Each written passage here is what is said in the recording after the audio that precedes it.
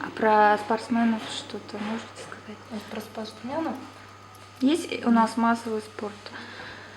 Ну, в Улан-Удэ вообще развитые спортсмены всегда были и будут, потому что в БГУ есть спортфак. Я думаю, что у них там хорошая база и все остальное. Каждый раз какие-то происходят бега, какие-то соревнования. Правда, я не сильно интересуюсь этим.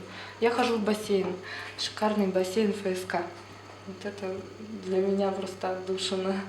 Там приходишь, отдыхаешь. Правда, я несколько раз там писала жалобу, да, скандалила, потому что... А тут все на организацию жалуются. Нормально там можно? На какую организацию? Ну, то что-то не разрешают ФСК?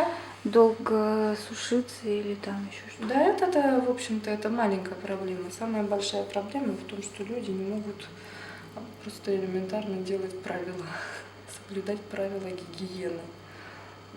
Поэтому я там жаловалась. Сейчас просто отменили справки. Сделали справки для детей. Почему-то для детей сделали справки, а для взрослых отменили. Типа дети все заразу несут, да? Нет, думаю. Как-то нелогично, в общем, получается. А так бассейн шикарный, там огромный, 55 метров, 3 метра в глубину. И я всегда с наслаждением хожу и плаваю в нем. Хорошо, хорошо. Наконец-то у нас в городе сделали что-то такое. А удобное расписание? Да, очень удобное. Там, по-моему, зимой было вообще с 6 утра и до 10. С 6 утра можно приходить. И там льготы есть для детей, для стариков. Можно днем до 5, по-моему, 175, что ли, рублей там стоит. Разовый. Доступно, да? 175. 175, да.